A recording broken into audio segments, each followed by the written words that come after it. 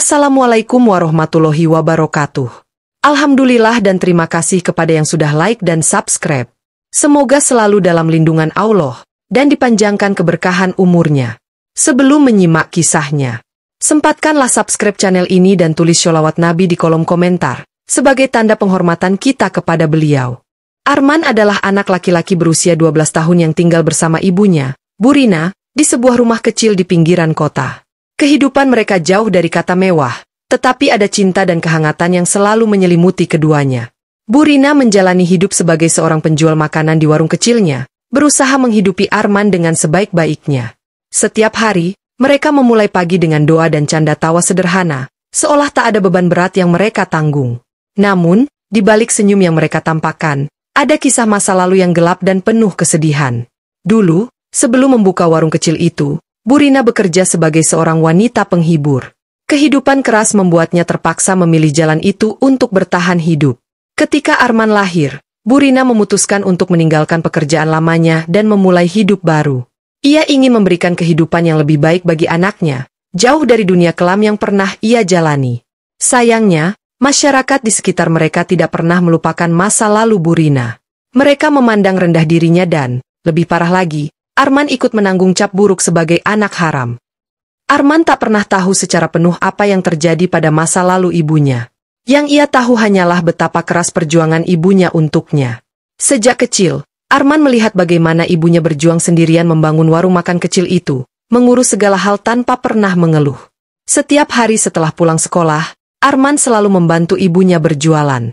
Mereka selalu bersama, baik di rumah maupun di warung, dan itu membuat mereka merasa nyaman. Namun, dunia di luar rumah tak sehangat itu. Di sekolah, Arman sering menjadi sasaran hinaan dan ejekan. Teman-temannya tak pernah mengajaknya bermain.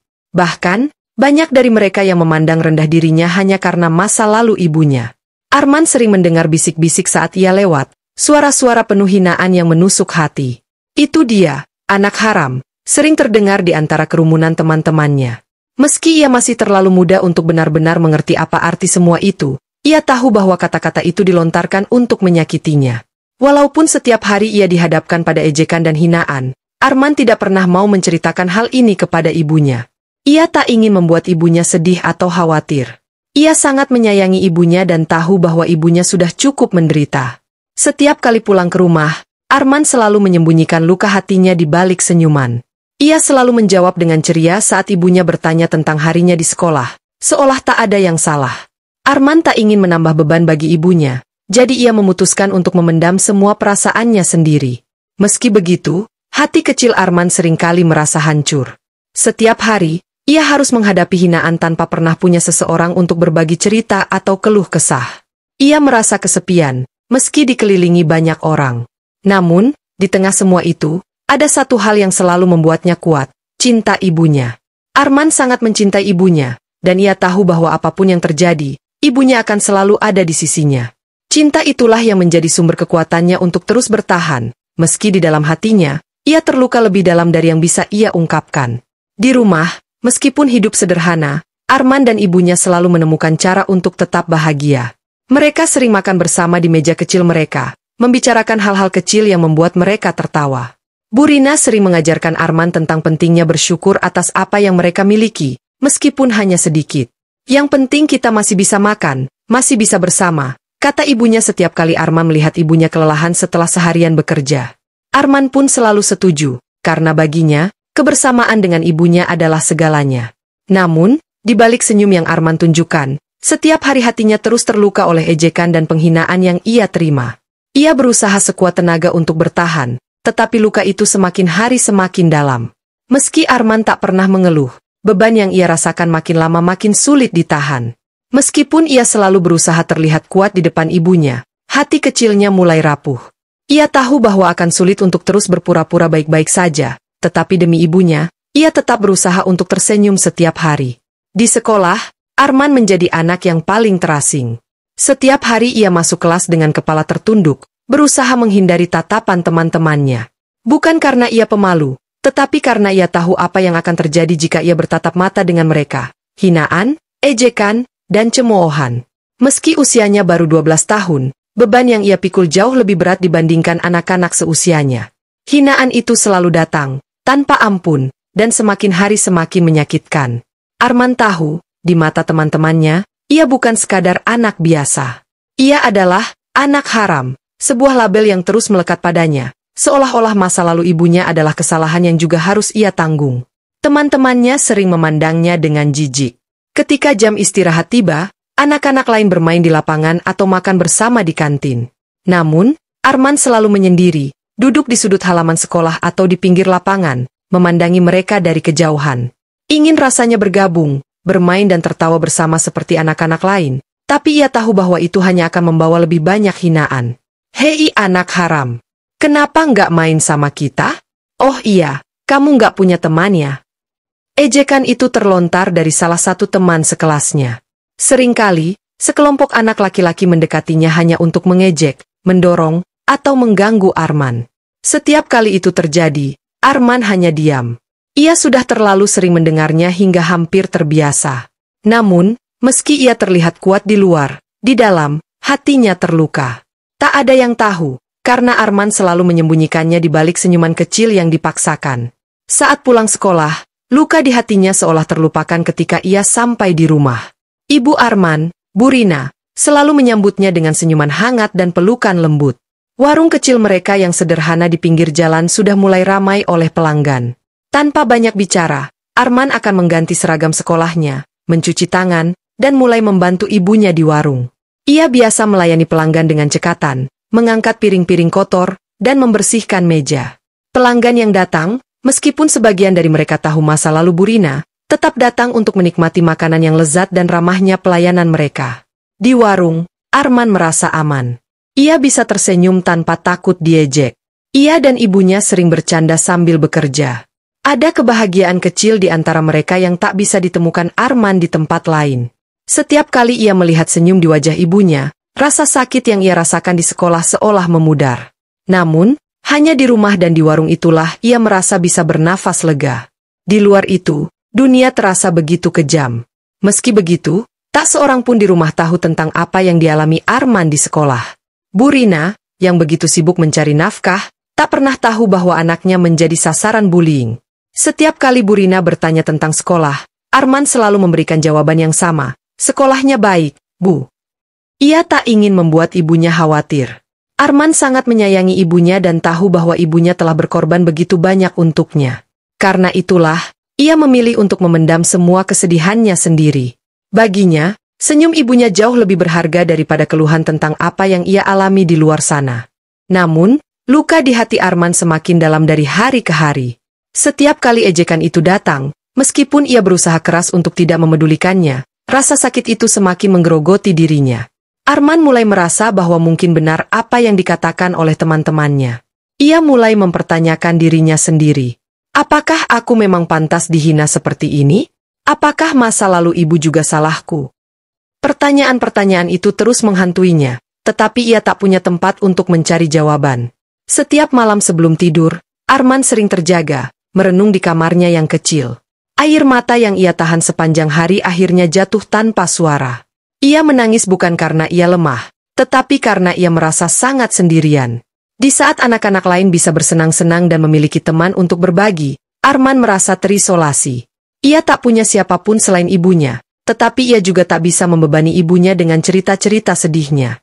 Baginya, melihat ibunya bahagia adalah hal yang paling penting, dan untuk itu, ia rela menyimpan semua kesedihan itu sendiri.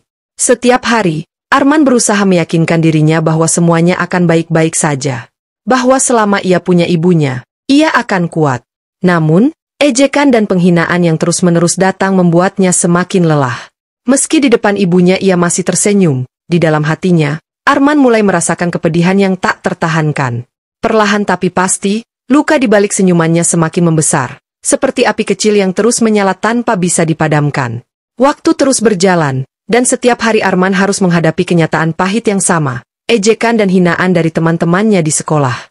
Setiap kali melangkahkan kakinya menuju gerbang sekolah, perasaan takut dan cemas mulai menyelimuti hatinya. Arman tidak pernah tahu kapan dan di mana hinaan itu akan datang, tetapi satu hal yang pasti, ia selalu menjadi sasaran. Meski di rumah ia menemukan ketenangan bersama ibunya, di luar sana dunia terasa begitu kejam dan tak bersahabat. Hari-hari semakin berat bagi Arman. Setiap kali ejekan datang, ia memaksa dirinya untuk menahan rasa sakit di dalam hati. Ia sudah terlalu terbiasa dengan kata-kata pedas seperti, anak haram, atau, anak tidak punya ayah. Namun, semakin lama, tekanan itu mulai memengaruhi kesehatannya. Setiap ejekan terasa seperti beban yang menekan dadanya lebih kuat, dan lambat laun, tubuh Arman mulai merasakan dampaknya. Arman mulai sering merasa lelah, jauh lebih cepat dari biasanya. Bahkan saat membantu ibunya di warung, tubuhnya sering terasa lemas. Ia tak pernah menunjukkan hal ini kepada ibunya, meskipun kadang-kadang ia harus memaksakan diri untuk tetap berdiri. Bu Rina, yang sibuk mengurus warung, tidak menyadari bahwa kesehatan Arman mulai menurun. Bagi Arman, menyembunyikan rasa sakitnya adalah hal yang harus ia lakukan. Ia tak ingin membuat ibunya khawatir atau merasa bersalah. Namun, beban mental yang ia rasakan akhirnya mencapai puncaknya. Pada suatu hari di sekolah, saat pelajaran sedang berlangsung, Arman tiba-tiba merasa pandangannya berkunang-kunang. Suara guru yang sedang mengajar perlahan-lahan mulai memudar, dan dunia di sekitarnya terasa berputar. Ia mencoba bertahan, tetapi tubuhnya tak lagi mampu menahan semua tekanan yang telah ia pendam selama ini. Tiba-tiba, tubuh Arman ambruk di lantai kelas. Keributan pun terjadi. Teman-teman sekelasnya, yang biasanya mengejeknya, kini panik melihat Arman terjatuh. Sang guru segera berlari mendekati Arman, mencoba membangunkannya, tetapi Arman tak merespons. Pucat, lemas, dan tak sadarkan diri. Ia segera dibawa ke ruang kesehatan sekolah, dan pihak sekolah langsung menghubungi Bu Rina. Ketika Bu Rina tiba di sekolah, ia melihat anaknya terbaring tak sadarkan diri di ruang kesehatan. Rasa cemas yang begitu mendalam menghantam hatinya. Arman yang selalu terlihat kuat di depannya, kini tampak begitu rapuh dan lemah. Bu Rina segera membawanya ke rumah sakit, berharap ada yang bisa dilakukan untuk menyembuhkan anaknya. Di rumah sakit, dokter memeriksa kondisi Arman dengan cermat. Setelah beberapa pemeriksaan, dokter menjelaskan bahwa Arman mengalami kelelahan fisik dan mental yang parah. Tekanan emosional yang berkepanjangan telah mempengaruhi kondisi kesehatannya. Tubuhnya lemah bukan hanya karena fisik, tetapi juga karena beban mental yang terlalu berat untuk anak seusianya. Arman terlalu banyak memendam stres, dan hal itu membuat tubuhnya akhirnya tak mampu bertahan. Bu Rina hanya bisa terdiam mendengar penjelasan dokter. Hatinya hancur, merasa bersalah atas semua yang terjadi pada anaknya. Ia mulai menyalahkan dirinya sendiri, berpikir bahwa masa lalunya adalah penyebab dari semua penderitaan yang dialami Arman. Selama ini, ia tak pernah tahu bahwa anaknya harus menanggung begitu banyak beban karena keputusan-keputusan yang ia buat di masa lalu. Air mata mulai mengalir di wajah Bu Rina, tetapi ia tahu bahwa ia harus tetap kuat demi Arman. Saat Arman akhirnya sadar, ia melihat ibunya duduk di sampingnya, memegang tangannya dengan erat. Meski tubuhnya lemah, Arman berusaha memberikan senyum kecil kepada ibunya. Aku nggak apa-apa, Bu. Maaf ya, bikin ibu khawatir, bisik Arman dengan suara lirih. Namun, senyuman Arman justru membuat hati Bu Rina semakin hancur. Ia merasa tak berdaya melihat anaknya mencoba menenangkan dirinya, padahal jelas-jelas Armanlah yang membutuhkan dukungan. Maafkan ibu. Nah, ibu nggak tahu kalau kamu selama ini menderita, kata Bu Rina sambil menghapus air matanya. Kenapa kamu nggak pernah cerita sama ibu? Arman hanya terdiam, tak mampu menjawab pertanyaan itu. Ia tak ingin ibunya tahu betapa beratnya beban yang ia rasakan selama ini. Bagi Arman, selama ia bisa melihat ibunya bahagia, itu sudah cukup baginya. Namun, sekarang ia tahu bahwa semua rasa sakit yang ia pendam akhirnya berbalik menghancurkannya sendiri. Setelah beberapa hari dirawat di rumah sakit, kondisi Arman sedikit membaik, dan dokter mengizinkannya pulang. Namun, beban mental yang selama ini ia pendam belum benar-benar hilang. Meski tubuhnya kembali kuat, pikirannya masih dihantui oleh hinaan-hinaan yang terus membekas di dalam dirinya. Hati Arman masih penuh luka, dan luka itu semakin dalam setiap kali ia mengingat semua ejekan yang ia terima. Di rumah, Bu Rina merawat Arman dengan penuh kasih sayang. Ia berusaha memberikan yang terbaik untuk anaknya, meskipun di dalam hatinya, ia masih menyimpan rasa bersalah.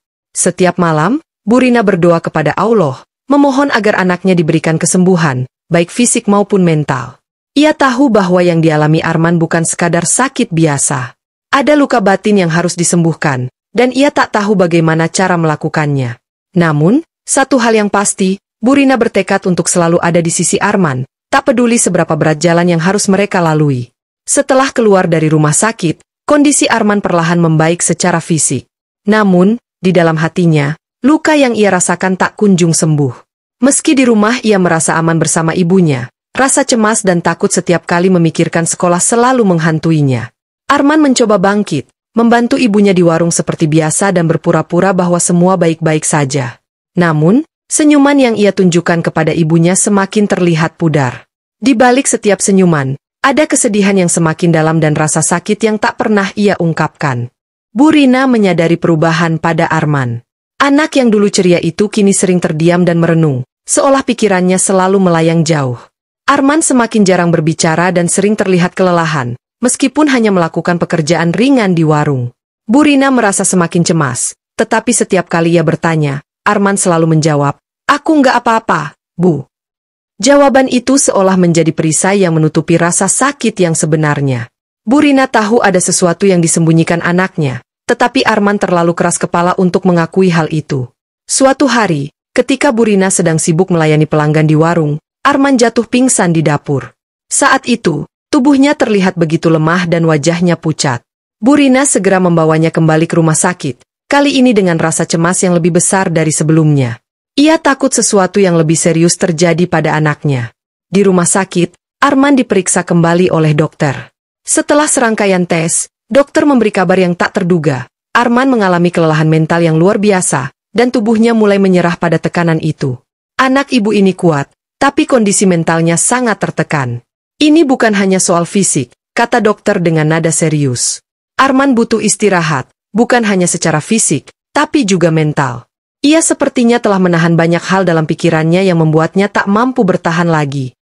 Bu Rina tak bisa menahan air matanya mendengar penjelasan itu.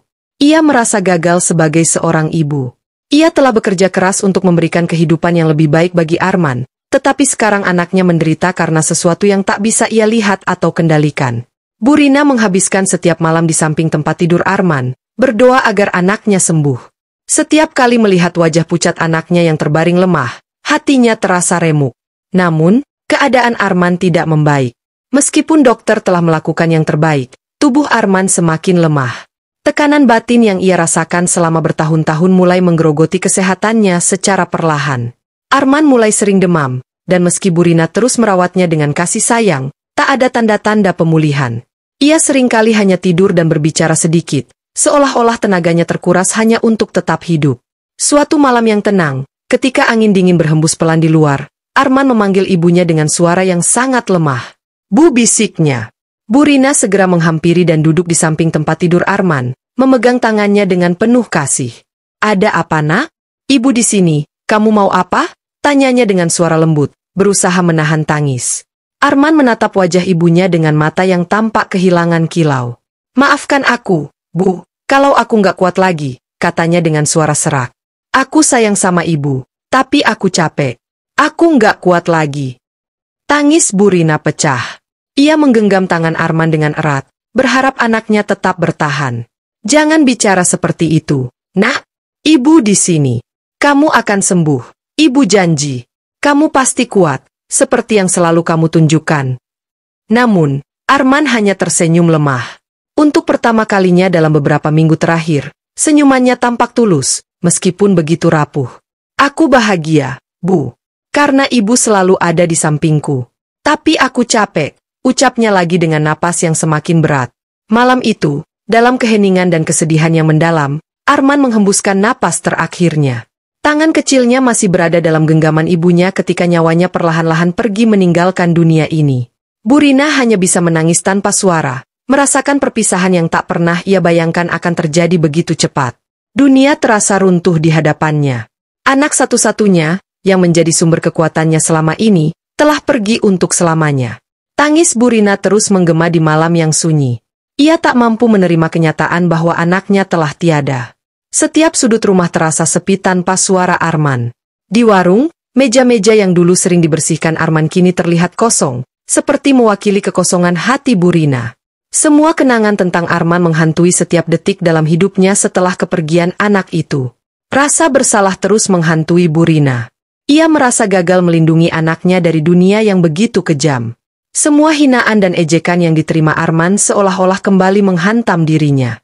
Andai saja aku bisa melakukan sesuatu untuk mencegah ini, andai saja aku lebih peka terhadap perasaannya, pikir Burina. Namun, kenyataan telah memisahkan mereka, dan penyesalan itu terus menghantui tanpa henti. Dalam kesedihannya yang mendalam, Burina berusaha untuk bertahan. Namun, setiap hari terasa seperti mimpi buruk yang tak pernah berakhir. Ia terus menangis dalam diam, memanggil nama Arman dalam doa-doanya, berharap anaknya kini berada di tempat yang lebih baik, di sisi Tuhan yang Maha Penyayang. Malam itu, setelah hari-hari yang penuh kesedihan berlalu, Burina duduk sendirian di kamar Arman. Kamar itu masih seperti dulu, dengan barang-barang milik Arman yang tertata rapi. Seragam sekolahnya tergantung di balik pintu, dan buku-buku pelajarannya masih tersusun di meja belajar. Setiap sudut kamar itu dipenuhi kenangan akan anaknya. Hatinya terasa hampa, seolah-olah dunia ini telah kehilangan warnanya. Sejak kepergian Arman, hidup Burina berubah drastis. Ia merasa sangat kesepian.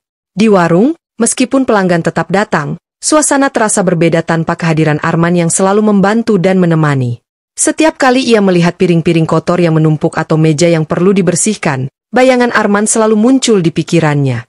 Kesedihan itu seperti lubang yang semakin dalam, membuat Burina merasa tak ada lagi alasan untuk terus bertahan. Di malam-malam yang sunyi, Burina selalu berdoa dengan air mata. Ia memohon kepada Allah agar diberikan kekuatan untuk melanjutkan hidup tanpa Arman. Namun, tak bisa dipungkiri, ia juga sering berharap bisa bertemu dengan anaknya lagi, meski hanya dalam mimpi. Arman adalah segalanya baginya, dan kehilangan itu terlalu berat untuk ia tanggung sendirian. Suatu malam, setelah berdoa panjang dan menangis di kamar Arman, Burina akhirnya tertidur di atas tempat tidur anaknya. Ia merasa sangat lelah, baik secara fisik maupun emosional. Namun, dalam tidurnya, sesuatu yang ajaib terjadi. Dalam mimpi yang begitu nyata, Burina melihat Arman datang menghampirinya. Arman tampak sehat dan bahagia, mengenakan pakaian yang bersih, dengan senyum yang selalu ia rindukan. Wajahnya bercahaya, dan ia terlihat begitu damai. Burina terkejut dan bahagia sekaligus, tak percaya bahwa ia bisa melihat Arman lagi, meskipun hanya dalam mimpi. "Arman nak, ini benar kamu?" tanya Burina dengan suara bergetar. Tangannya bergetar saat mencoba meraih anaknya. Arman mengangguk dan tersenyum. "Ibu, jangan sedih lagi. Aku baik-baik saja di sini. Allah sayang sama kita, dan sekarang aku sudah tidak merasakan sakit lagi. Aku bahagia, Bu." Air mata mengalir di wajah Burina, tetapi kali ini bukan air mata kesedihan, melainkan kelegaan. "Maafkan Ibu, nah, Ibu nggak bisa melindungi kamu. Ibu nggak tahu kamu selama ini menderita." Arman menggeleng dengan lembut. "Jangan salahkan diri Ibu. Aku selalu bahagia selama Ibu ada di sisiku. Semua yang terjadi adalah takdir Allah, dan aku sudah menerima semuanya. Ibu tidak perlu khawatir atau bersedih lagi." Burina memeluk Arman erat-erat. Ia merasakan kehangatan yang sangat nyata, seolah-olah anaknya benar-benar ada di sana bersamanya. "Ibu sayang sama kamu, nak. Ibu nggak akan pernah melupakan kamu." "Aku juga sayang sama Ibu," jawab Arman dengan lembut. "Tapi sekarang aku harus pergi. Ibu harus kuat, ya. Ibu harus melanjutkan hidup. Aku akan selalu ada di hati Ibu, selalu." Burina mengangguk, meski hatinya berat untuk melepaskan Arman lagi. Ia tahu bahwa pertemuan ini adalah hadiah dari Allah, kesempatan terakhir untuk berpamitan dengan anak yang begitu ia cintai. Dengan senyum yang tulus, Arman mengucapkan salam terakhirnya dan perlahan menghilang dalam cahaya yang lembut. Ketika Burina terbangun dari mimpinya, air matanya masih membasahi pipinya, tetapi untuk pertama kalinya sejak kepergian Arman, ia merasakan kedamaian di dalam hatinya. Mimpi itu begitu nyata, seperti pesan langsung dari Allah untuknya. Arman kini berada di tempat yang lebih baik, bebas dari rasa sakit dan penderitaan. Dan meski ia tak lagi bisa memeluk Arman secara fisik, ia tahu bahwa anaknya selalu ada di hatinya. Hari-hari berikutnya, Burina mencoba bangkit. Meski kesedihan itu masih ada, ia kini memiliki kekuatan baru untuk melanjutkan hidup.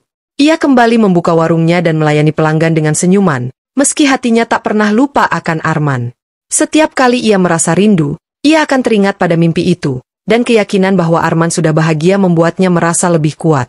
Burina juga mulai lebih aktif beribadah, mencari ketenangan dalam doa-doa dan zikirnya. Ia tahu bahwa hidup harus terus berjalan, dan kini ia punya satu tujuan, menjalani hidup dengan baik agar suatu hari nanti ia bisa bertemu lagi dengan Arman di surga, di tempat yang penuh kebahagiaan abadi. Setiap malam, sebelum tidur, Bu Rina selalu menyempatkan diri berdoa untuk Arman. Ia berterima kasih kepada Allah karena telah memberikan anak yang begitu berharga dalam hidupnya, meskipun waktunya bersama Arman terasa singkat. Dan kini, dengan hati yang lebih tenang, Bu Rina terus melangkah maju, membawa cinta Arman di setiap langkahnya. Meskipun dunia ini tak lagi sama tanpa Arman di sisinya, ia tahu bahwa cinta mereka akan selamanya abadi, melampaui batas kehidupan dan kematian. Demikianlah kisahnya. Kurang lebihnya mohon maaf. Jangan lupa, subscribe, like dan tulis sholawat Nabi.